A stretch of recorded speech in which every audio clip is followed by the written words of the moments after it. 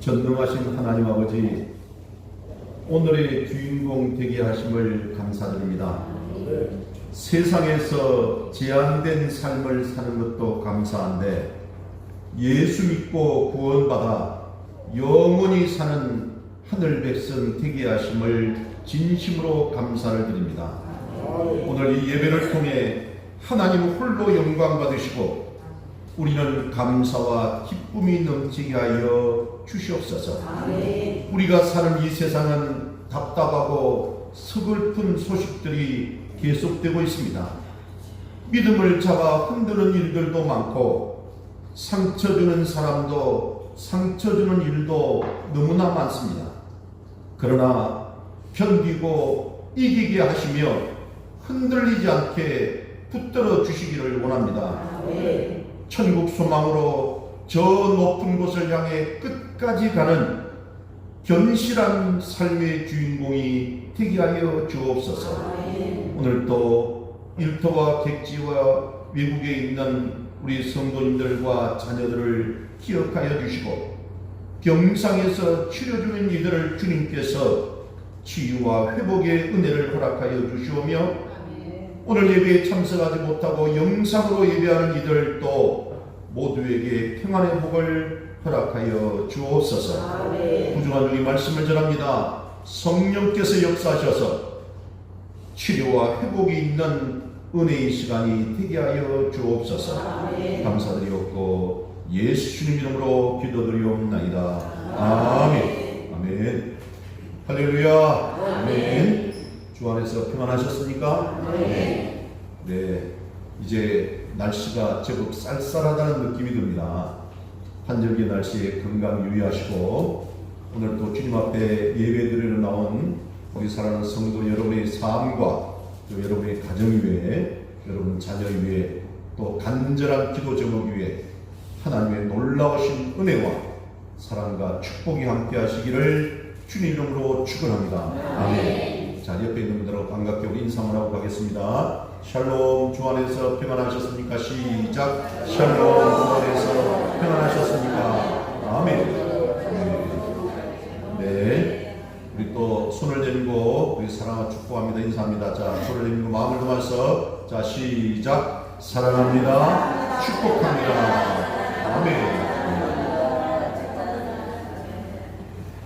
여러분 참 요즘 힘들고 어려운데 누군가 제게 그런 문자를 보냈더라고요. 공자 맹자보다 순자나 노자보다 더 훌륭한 사람이 있는데 그 사람의 이름이 뭐냐고 하면 우자라고 합니다. 우자. 그 일리가 있더라고요. 근데 또 뭐라고 그러냐면 우자보다 더 훌륭한 사람이 있는데 그 사람 이름은 함께 하자랍니다. 여러분, 우리가 힘들고 어려운 세상에 살지라도 항상 웃으면서 기뻐하면서 감사하면서 함께하는 그런 삶을 살아가는 저와 여러분 되시기를 바랍니다. 저는 오늘 방금 읽은 요한복음 14장 4절에서 6절 말씀을 중심으로 내가 곧 길이요 진리요 생명이니라는 제목으로 함께 말씀 연회를 나누기를 원합니다. 여러분 한번 따라해 주시기 바랍니다. 내가 곧 길이요 진리요 생명이니. 시작. 내가 곧 길이요 진리요 생명이니. 아멘. 오늘 아침에 있었던 저 주변의 이야기를 잠깐 좀 말씀드리고 예배를 드릴까 합니다. 말씀을 나눌까 합니다.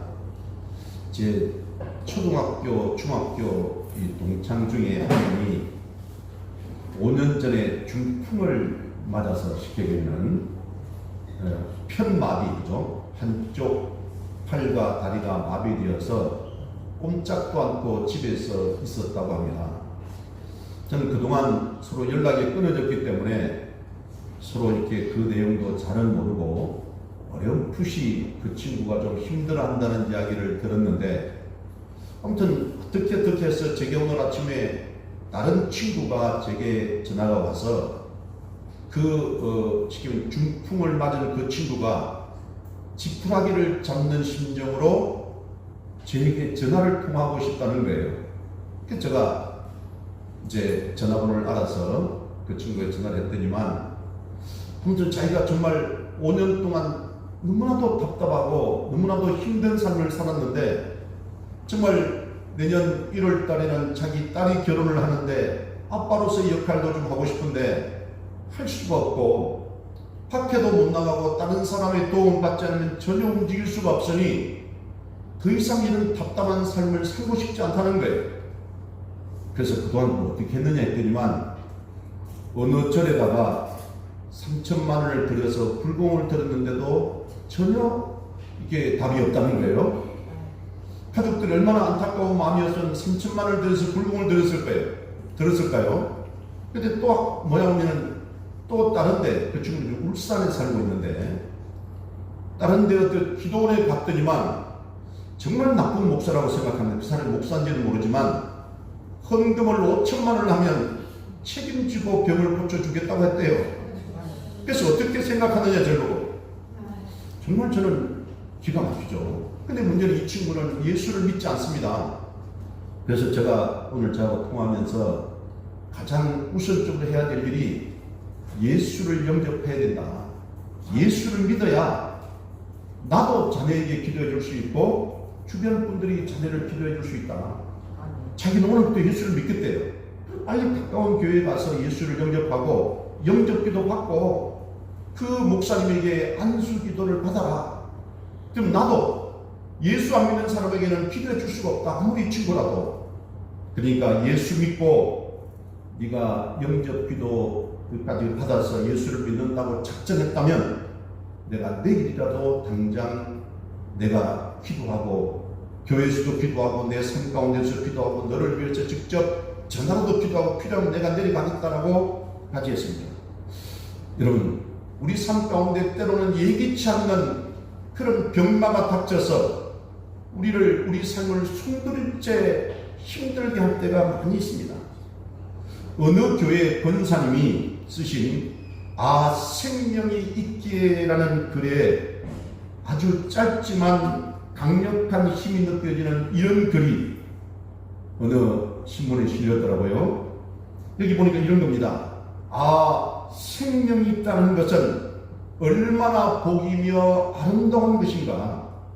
그 속에 생명이 있기에 소망이 있고 생명이 있기에 지금의 헐벗고 빛바랜 모습이 결코 초라하지 않다. 나 비록 지금 연약하고 병든 몸이지만 내 속에 영원한 생명이 있기에 결코 나는 낙심하지 않는다라고 그렇게 글을 썼더라고요. 그렇습니다. 생명이 있는 것은 결코 초라하지 않습니다. 겨울철 앙상한 가지가 초라하게 보일지 모르지만 결코 초라하지 않는 이유는 그 안에 생명이 있어 봄이 되면 그 위에서 새싹이 돋아서 울창한 나무를 만들기 때문에 초라하지 않는 것입니다. 겨울에 하얀 눈이 덮인 보리밭을 보면서 한탄하지 않는 이유는 눈이 거치고 봄이 되면 거기에서 파릇파릇한 움이 돋는다는 것을 알기 때문에 결코 한탄하지 않는 것이에요. 작고 초라한 벽시 하나리 초라하지 않는 이유는 거기에 생명이 있기 때문에 그 벽시가 움을 틔워서 가을이 되면 황금 물결의 추수를 안겨주기 때문에 초라하지 않는 것입니다. 새의 둥지에 남겨진 작은 새알이 결코 초라하지 않는 것은 그 작은 새알 안에 생명이 있기 때문에 그것이 부화되면 멋진 어미새가 될 것이기 때문입니다. 모래산의 사막이 그리고 적막한 광야가 결코 초라하지 않는 이유는 그 위에 오아시스가 있고 물이 솟는 샘이 있기 때문에 그렇습니다. 그 오아시스와 샘물이 만물에 생명을 공급하고 있기 때문이죠. 그건 우리 인간도 마찬가지입니다. 남들 앞에 별로 내세울 것이 없어서 늘 어깨를 움츠리고 살아가야 인생이라 할지라도 또 돈 많은 사람들처럼 하고 싶은 것 사고 싶은 것 하며 사는 그런 인생은 아닐지라도 내 명함에 색에 늘 경력이 없고 명함을 만들 만한 그런 인생이 아닐지라도 또 건강을 자랑할 수 없을 정도로 너무나도 연약한 존재일지라도 우리가 결코 가치없는 존재가 아닌 것은 우리 안에 예수의 생명을 갖고 있기 때문인 줄로 믿으시기 바랍니다. 아멘. 그렇습니다. 우리가 또한 오랜 신앙생활을 하지 못해서 장로나 권사의 직분을 가지지 못했다 할지라도 또 남들 앞에서 유창하게 기도를 하지 못한다 할지라도 아름다운 목소리로 찬양하지 못한다 할지라도 그래도 우리가 남들 앞에 기죽을 필요가 없는 것은 저와 여러분 우리 안에 예수 그리스도의 생명이 있기 때문인 줄로 믿으시기를 바랍니다. 기세는 고린도후서 4장 7절에서 10절 말씀에 이런 기가 막힌 말씀이 있어요. 여러분 찾아봅시다. 우리 신약 289쪽에 있는 고린도후서 4장 7절에서 10절 말씀입니다. 우리 뒤로 조금만 넘깁니다. 289페이지 고린도후서 4장 7절에서 10절 말씀입니다. 잘하셨습니까? 자, 우리 신약 289쪽 고린도후서 4장 7절에서 10절 합독합니다. 시작. 우리가 이 보배를 질그릇에 거뒀으니 이는 심히 큰 능력은 하나님께 있고 우리에게 있지 아니함을 알게 하려고 합니다. 우리가 사람하고 의욕상을 당하여도 쌓이지 아니하며 답답한 일을 당하여도 낙심하지 아니하며 박해를 받아도 버림받지 아니하며 거꾸로짐을 당하여도 맞지 아니하고 우리가 항상 예수의 죽음을 몸에 짊어짐은 예수의 생명이 또한 우리를 나타나게 하려 합니다. 아멘. 아멘. 여기서 말하는 질그릇은 누구를 말한다고요? 우리들을 말합니다. 너무나도 연약한 우리 인간을 말하는 것이 우리 인간은 깨어지기 쉬운 질그릇과 같은 존재입니다. 조그만 강한 힘이 밀려오면 깨어집니다. 누군가 작은 힘으로 밀어도 넘어지고 쓰러집니다. 작은 말 한마디에 상처받기도 하고 작은 고난 앞에도 어찌할 바를 모르는 정말로 연약하고 정말 부족한 존재가 바로 우리 인간입니다. 여러분, 그럼에도 우리가 연약하여 쓸모없는 존재라고 취급하지 않는 이유가 있습니다. 그것은 무엇입니까? 우리 안에 예수의 생명이 있기 때문에 그렇습니다. 예수의 생명이 있다는 것은요, 얼마나 중요한지 몰라요. 그 생명을 오늘 방금 고린도후서의 4장에서는 보배라고 말합니다. 우리가 잘 아는 것처럼 똑같은 질그릇이라 할지라도 그 안에 무엇을 담느냐에 따라서 그 가치가 달라지는 거예요. 여러분, 똑같은 도공에 의해서 빚어진 질그릇이고 똑같은 온도에 구워진 질그릇이라 할지라도 우리가 거기에 먹을 밥을 담으면 밥그릇이 되는 것이고 거기에 강아지 밥을 담으면 개밥 그릇이 되는 것입니다. 똑같은 질그릇이고 도자기라 할지라도 거기에 쓰레기를 담으면 쓰레기통이 되지만 거기에 보석을 담으면 보석함이 되는 것입니다. 마찬가지로 질그릇과 같은 너무나도 연약하고 부족한 저희들이지만 우리 안에 무엇을 담느냐에 따라서 우리의 존재 가치가 달라진다는 것이에요. 우리는 이 세상에서 가장 귀한 생명, 예수 그리스도의 영원한 생명을 담고 있기 때문에 세상 그 무엇과도 비교할 수 없는 존귀한 존재라는 것을 믿으시기 바랍니다. 그것은 우리 자신의 가치 때문이 아니라 우리가 잘나고 똑똑하고 능력이 있어서가 아니라 우리 안에 담고 있는 예수 그리스도의 생명 때문에 저와 여러분이 어느 누구도 무시할 수 없는 존귀한 존재가 된다는 것을 믿으시기 바랍니다. 근데 이건 또 하나 중요한 게 있습니다.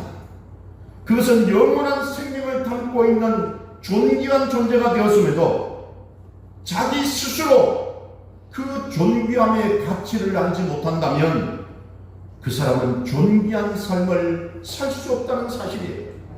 마치 몇백만 원짜리 명품백을 가지고 다니면서도 그것이 시장 바구니와 다르지 않다고 생각하는 사람에게는 그 명품백의 가치, 그 명품의 가치는 그냥 시장 바구니 정도에 지나지 않는 것이에요. 마찬가지로 우리 안에 예수 그리스도의 생명을 안고 살기 때문에 우리는 세상에서 가장 존귀한 존재가 되었음에도 불구하고 여전히 우리 자신을 비천하고 볼품없고 별 볼 일 없는 그런 쓰레기 같은 존재처럼 생각하며 산다면 그것은 정말로 불행한 일이고 비극 중에 비극이라고 말할 수 있습니다. 하나님께서는 우리를 이 세상에서 가장 존귀한 존재로 만드시기 위해서 독생자 예수 그리스도를 이 땅에 보내시고 우리를 대신해서 십자가에 죽게 하심으로 우리에게 영원한 생명을 주셨습니다. 하나님께서 그렇게 크신 사랑을 베푸셔서 우리를 하늘나라의 백성으로 삼아주시고 하늘나라 백성답게 세상의 그 어떤 존재와는 비교할 수 없는 존귀한 존재로 만들어 주셨기에 우리 스스로 나는 아무것도 아니야, 나는 쓸모없는 존재야, 나는 실패자야, 나는 비참한 사람이야 라고 그렇게 말할 이유가 전혀 없다는 것을 여러분 확신하시기 바랍니다. 그렇습니다. 오늘 본문 요한복음 14장 6절에서 예수님께서는 분명하게 선언하고 계세요. 우리 본문 요한복음 14장 6절 같이 또 합독합니다. 찾으셨죠? 예, 우리 요한복음 14장 6절 시작. 예수께서 이르시되 내가 곧 길이요 진리요 생명이니 나로 말미암지 않고는 아버지께로 올 자가 없느니라. 아멘. 그렇습니다.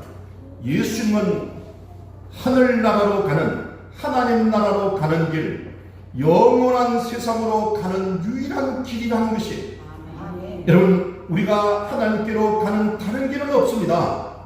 오직 예수 그리스도라는 그 길을 통해서만 하나님께로 갈 수 있음을 믿으시기 바랍니다.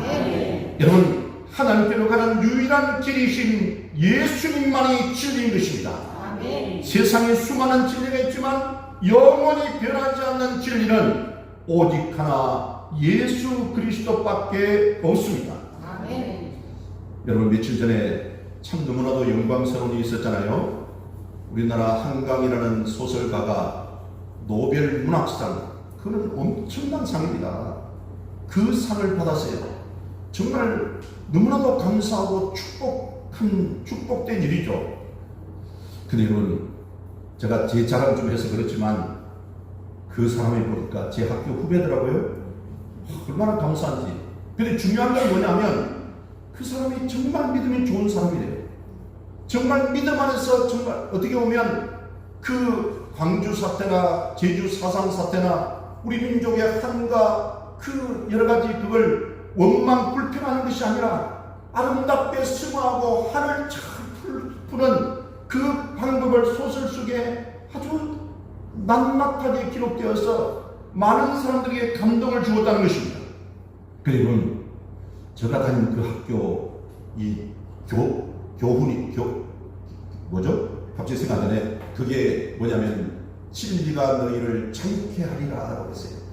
저는 그 당시에 믿음이 부족해서 진리가 너희를 자유케 하리라 라는 그 말이 많이 알고 우리가 모르는 무식한 것이 아니라 정말 유식해야 우리가 자유함이 있다는 그런 쪽으로 받아들였는데 나중에 제대로 예수 믿고 제대로 생각해 보니까 그 진리는 누구라고요? 예수님이십니다. 예수님이 너희를 자유케 하리라고 했어요. 여러분 세상에 있는 공부 많이 하고 돈 많이 가졌다고 그 사람이 자유함을 가집니까? 천만의 말씀입니다. 예수님만이 진리가 됨을 믿으시기 바랍니다. 예수님께서 하나님께로 가는 유일한 길, 그리고 영원히 변하지 않는 진리가 되신 이유는 그걸 안에 영원한 생명이 있기 때문에 하는 것이에요. 그렇습니다. 세상에 존재하는 모든 것은 한계가 있잖아요. 그 한계 가운데 가장 큰 한계가 뭡니까? 여러분 누구나 유한한 생명을 갖고 산다는 것이에요. 아무리 울창한 나무로 할지라도 몇백 년, 길어야 2~3천 년밖에 살지 못한다고 합니다. 한 자리에 머물러 사는 식물은 그렇게 몇백 년 또는 몇천 년을 산다 하지만 움직이는 동물은 길어야 아니라 100년입니다. 며칠 전에 제 후배가 전화가 왔어요. 그래서 무슨 일이냐고 했더니만 아주 울면서 전화 와서 또 놀라고 했는가 놀랐는데 왜 그러냐 했더니만 자기 집 개가 죽었대요. 15년 된 개가 죽었대요. 여러분, 내가 키는 그 개도 보니까 길어야 20년, 짧으면 10년밖에 못 살더라고요. 여러분, 그 개 15년밖에 못 사는 그 개도 여러분 어떻게 보면 그도 생명이잖아요. 그죠? 그렇습니다. 움직이는 동물은 길어야 100년이에요. 여러분, 잘 장수하시고 건강하게 잘 산다 하시라도 100년 사는 게 쉽지 않잖아요. 그런데 예수님께서 저와 여러분에게 주신 그 생명은 100년이 아니라 영원한 줄로 믿으시기를 바랍니다. 비록 우리 육체는 이 땅에서 몇십 년, 길어야 100년을 살지만 우리 안에 있는 예수님의 생명은 영원한 생명이라는 것이에요. 예수님은 그 영원한 생명을 가지고 이 땅에 오셨습니다. 사망의 그늘에 앉아 영원한 생명을 갈구하는 우리 인간에게 우리가 그렇게도 갈망하는 그 영원한 생명을 주시기 위해서 생명으로 이 땅에 오신 것이에요. 그래서 그 영원한 생명이신 주님을 영접하는 자에게는 영원한 생명이 선물로 주어지는 것이에요. 아까 제 친구 이야기를 했지만 자꾸 제 가족 이야기해서 미안합니다. 제주도에 사는 제 둘째 누나 남편들은 매형, 저하고 사이가 별로 좋지 않습니다. 근데 그 매형이 이번에 위암 진단을 받았어요. 그리고 이제 제 누이는 남편을 얼마나 사랑하는지 계속 전화가 와가지고 서울에 있는 병원을 좀 잡아달라는 거예요. 삼성병원 여러분, 제가 원무팀장을 아는데 원무팀장이 부탁했더니만 자기가 할 수 있는, 지금 3개월이 밀려있대요. 수술하는 게 3개월이 밀려있는데 자기가 할 수 있는 것은 일단 절차를 밟아서 일단 그 예약을 하고 3개월 한 보름 정도 당겨주는 건 자기가 조금 이렇게 하면 힘을 쓸 수 있겠대요. 근데 이분들은 급한 거예요. 위암 진단을 받았으니까 제주도에서 빨리 올라와서 수술하고 싶은 거예요. 그래서 제 누나가 절 보고 우리 그 매형 보고 매형한테 기도 좀 해달래요. 기도를, 병을 낫는 기도. 그래서 제가 할 수 없다고 했습니다. 왜 그렇다고요? 예수 믿는 사람이 아니기 때문에. 제 매형은 예수를 믿지 않습니다. 저는 예수 믿지 않는 사람이 기도해 줄 아무런 그 책임도 느끼지 않고 기도한다 해도 그것은 그냥 헛것입니다. 그 사람이 예수를 믿고 예수의 생명을 가슴에 가지고 있어야 그것이 기도가 제대로 되는 것이고, 자기의 절박한 문제를 놓고 하나님께 간절하게 바라야 되는데, 아니 무슨 우연인지 무슨 기적인지 그것만 원한다면 되겠습니까? 저는 거부했어요. 그럴 때만 소원한 모양이에요. 물론 제가 병원을 어디 다른 데를 제가 잡아주기로 약속을 하게 됐는데, 가톨릭 병원에 지난번에 말씀드린 아는 데가 있어서 했는데, 아무튼 중요한 것은 이 죽음마저도 우리가 때로는 이 큰 병 앞에서 때로 우리가 너무나도 연약하고 그렇게 잘나고 똑똑하고 건강한 것 같아도 그 무너진 건강 앞에 너무나도 연약한 인간의 모습을 보일 때 보면 참 안타깝다는 것이죠. 여러분, 근데 사랑하는 동생 나사로의 죽음 앞에서 슬픔에 젖어 있는 마르다에게 예수님께서 요한복음 11장 25절 26절에서 이렇게 말씀하십니다. 여러분, 우리 한번 이것도 찾아봅시다. 신약 165페이지입니다. 앞으로 좀 찾아볼게요. 165페이지. 예, 우리 요한복음에 있습니다. 요한복음 11장 25절 말씀 찾으셨습니까? 11장 25절 말씀, 25절 26절. 자, 165쪽 요한복음 11장 25절 26절입니다. 시작. 예수께서 이르시되 나는 부활이요 생명이니 나를 믿는 자는 죽어도 살겠고 무릇 살아서 나를 믿는 자는 영원히 죽지 아니하리니 이것을 내가 믿느냐. 아멘. 아멘. 그렇습니다. 여러분, 한마디로 말씀드리면 예수님은 부활이요 생명이라고 했어요. 죽음의 권세를 이기시고 부활하셔서 예수님이 영원한 생명을 가지신 분이라는 것을 분명하게 확인시켜 주십니다. 그리고 그 부활의 주님, 생명의 주님을 믿는 자는 영원히 죽지 않는다는 것이에요. 부활의 생명이신 예수님께서 우리 안에 저와 여러분 안에 있기 때문에 저와 여러분은 죽지 않는다는 것이에요. 여러분, 그래서 예수님께서는 마르다에게 물으신 것처럼 오늘 저와 여러분에게도 물으십니다. 이것을 내가 믿느냐고 했어요. 여러분이 예수님의 질문 앞에 우리는 뭐라고 대답하시겠습니까? 여러분 대답해 보시기 바랍니다. 예수님께서 영원한 생명이심을 믿으십니까? 네. 예수님을 믿고 영접하는 자에게는 영원한 생명이 있고 그 생명이 지금 우리 안에 있다는 것을 믿으십니까? 그걸 믿는다면 여러분, 우리는 어떤 경우에도 낙심하지 말아야 되는 것입니다. 아니, 낙심할 수가 없는 것이에요. 세상의 것을 다 잃는다 할지라도 영원한 생명이 우리 안에 있는 한 우리는 결코 낙심할 이유가 없기 때문입니다. 왜 우리가 살아가면서 좌절하고 낙심합니까? 내 손에 쥐어져 있던 것을 잃었다는 그 슬픔 때문에 낙심합니다. 건강을 잃은 사람은 건강을 잃었다는 것 때문에 낙심합니다. 안정된 직장을 잃은 사람은 직장을 잃었다는 것 때문에 낙심합니다. 물질의 큰 손해를 본 사람은 자신을 안전하게 지켜줄 것만 같았던 물질을 잃었다는 것 때문에 깊은 한숨을 내쉽니다. 자녀들이 잘 되기를 바라며 기도했는데 바라는 대로 되지 않을 때도 우리는 낙심하며 때로는 불평하기도 합니다. 요즘같이 경제위기 상황에 빠진 우리는 일상을 잃었다는 것 때문에 마음의 답답함을 느낍니다. 우리는 그렇게 지금까지 가지고 누렸던 뭔가를 잃었을 때 낙심하고 좌절하고 절망할 때가 있습니다. 때로는 내게 뭔가 주어질 것이라고 기대했는데 그것을 얻지 못했을 때에 그런 느낌을 가지고 불평하고 원망할 때도 많았습니다. 여러분, 우리가 가만히 생각해 봅시다. 우리가 많은 것을 잃었을지라도 우리에게 여전히 남아있는 가장 귀한 것이 있습니다. 고난과 시련이 우리에게 많은 것을 빼앗아갈지라도 우리에게 여전히 남아있는 가장 귀한 것이 있습니다. 그게 뭐라고요? 예수의 생명이에요. 그 생명이 있는 것입니다. 생명이 있는 한 우리는 낭망할 이유가 전혀 없다는 것이에요. 생명이 있으면 우리는 다시 일어설 수가 있기 때문입니다. 더욱이 우리에게 있는 생명은 육체의 생명뿐만 아니라 예수 그리스도를 통해서 주신 영원한 생명을 가지고 있는 것입니다. 여러분, 혹 육체의 생명을 잃을 수는 있어도 하나님께서 우리에게 주신 영원한 생명은 결코 이룰 수가 없다는 것을 믿으시기 바랍니다.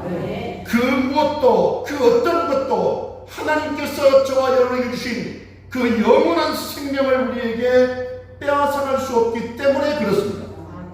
여러분, 욥을 생각해 보십시오. 여러분, 구약성경에 나온 욥, 여러분, 욥은 참 경건하게 살던 사람이었습니다. 남부럽지 않게 살던 사람입니다. 많은 사람에게 존경을 받던 사람이에요. 하나님께서 악을 떠난 사람이라고 했고 세상에 이런 사람 없다고 칭찬하셨던 그런 사람입니다. 그런데 그런 욥에게 한순간에 고난과 시련이 몰아닥쳤습니다. 하루아침에 엄청나게 많던 재산을 다 빼앗겼어요. 그것들을 슬퍼할 틈도 없이 그날을 집에서 잔치를 하던 10명의 자녀들이 한순간에 죽음을 맞이했습니다. 그게 그치지 않습니다. 자신의 온몸에 종기가 나서 제 가운데 앉아 질그릇 조각으로 자기 몸을 긁어야 하는 비참한 처지에 놓이게 되었습니다. 그런데 그런 슬픔과 비극을 겪을 때 자신을 위로해주고 함께 위기를 극복해야 될 가장 가까운 사람인 아내마저도 욥의 아픔을 이해해주지 못했습니다. 차라리 하나님을 욕하고 죽으라라고 하는 막말을 그 아내는 스스럼없이 쏟아냈죠. 욥은 자신이 가진 거의 모든 것을 다 한순간에 잃어버렸습니다. 그 많던 재산도 잃어버렸습니다. 눈에 넣어도 아프지 않을 자식 10명을 다 잃어버렸습니다. 건강도 잃었습니다. 우리가 듣던 말이 있잖아요. 돈을 잃으면 조금 잃는 것이요, 명예를 잃으면 많이 잃은 것이요, 건강을 잃으면 뭐라고요? 모든 것을 잃는 것이다 라고 했잖아요. 그런데 욥은 모든 것을 잃은 것이라고 말하는 건강만 잃은 것이 아닙니다. 재산도 잃었고 명예도 잃어버렸고 사랑하는 자녀들, 가족들도 잃어버렸고 나중에는 아내의 신뢰마저도 다 잃어버렸습니다. 그야말로 남은 것은 거의 없었습니다. 근데 그 욥에게 마지막까지 남은 것이 있었어요.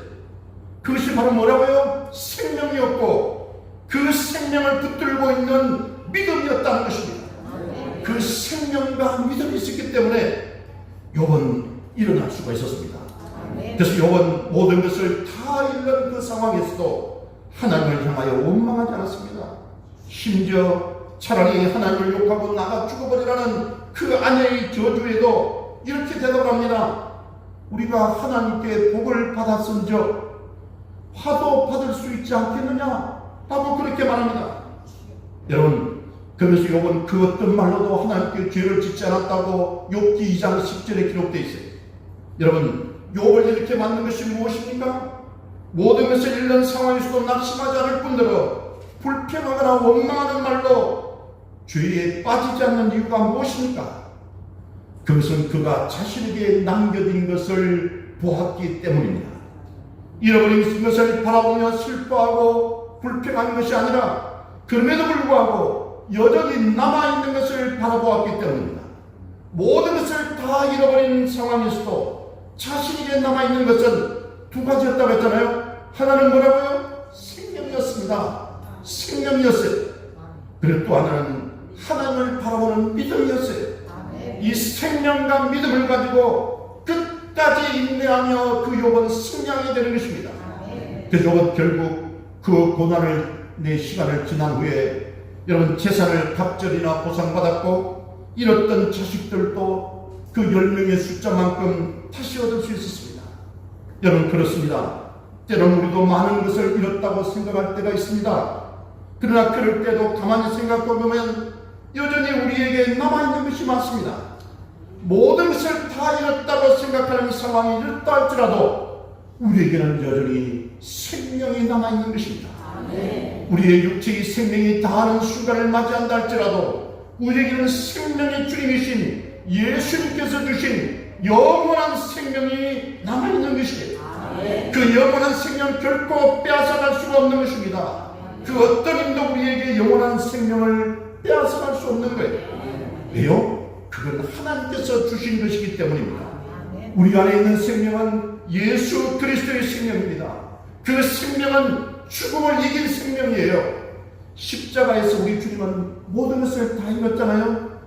심지어 하늘의 권능과 하나님의 아들이라는 그 누구도 침범할 수 없는 그 자리까지도 다 잃어버렸습니다. 그러나 주님 안에 감춰져 있던 생명만큼은 어느 누구도 빼앗아갈 수가 없었어요. 그래서 우리 주님은 죽음을 이기시고 다시 살아나셨습니다. 부활하셨습니다. 그리고 우리에게 그 생명, 어느 누구도 빼앗아갈 수 없는 바로 그 영원한 생명을 저와 여러분에게 선물로 주셨다는 것을 믿으시기 바랍니다. 우리는 지금 그 생명을 누리며 살고 있는 것이, 그러나 이 땅에 생명해 주신 주님으로 오신 예수님의 생명이 내 안에 머물고 있는 한 우리는 결코 좌절할 수가 없습니다. 낭망할 이유가 없어요. 생명이 있는 한 모든 가능성이 열려있는 것처럼 예수 그리스도의 생명을 품고 사는 사람에게는 죽음에서 부활하신 예수님으로 인해 새 힘을 얻어서 강하고 담대하게 살 수 있는 것입니다. 사랑하는 여러분, 내 삶에서 무언가가 좀 사라졌다고 낙심하지 마십시오.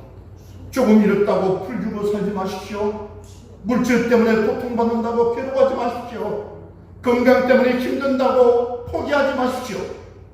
우리는 그 무엇, 이 세상의 그 무엇과도 바꿀 수 없는 예수 그리스도의 생명이 있는 것입니다. 그 생명은 우리를 영원히 죽게 하지 않을 뿐 아니라 오늘을 살아감에 있어서 모든 가능성을 보게 하고 그 가능성 향해서 힘차게 전진해 주는 것입니다. 주님의 생명을 가진 자답게 강하고 담대하게 사시기를 바랍니다.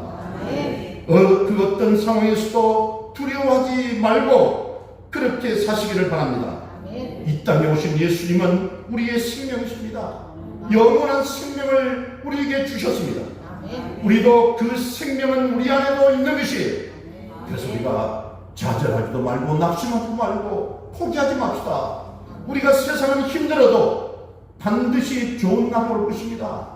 여러분, 지금 현재 건강 때문에 힘들고 어려워도 주님께서 함께 하시면 반드시 고쳐 주실 줄 믿습니다. 그래서 우리가 또한 설령 이 세상을 떠난다 할지라도 우리는 또한 이 땅에서의 삶이 끝이 아니라 저 영원한 천국에서 영원한 생명을 누리며 산다는 것을 잊지 마시길 바랍니다.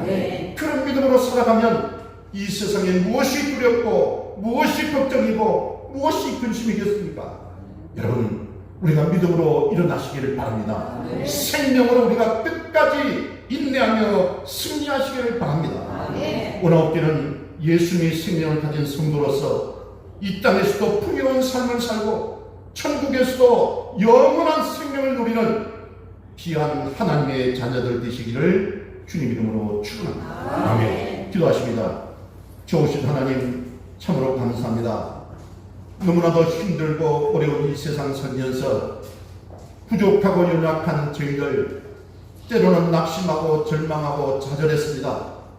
주님, 우리에게 예수의 생명이 있고 영원한 생명이 있고 예수님을 믿는 그 믿음이 있기 때문에 어떤 문제와 고난과 시련 앞에서도 결코 포기하지 않고 낙심하지 않는 강하고 담대한 믿음으로 승리하는 저희들 모두가 되게 하여 주옵소서.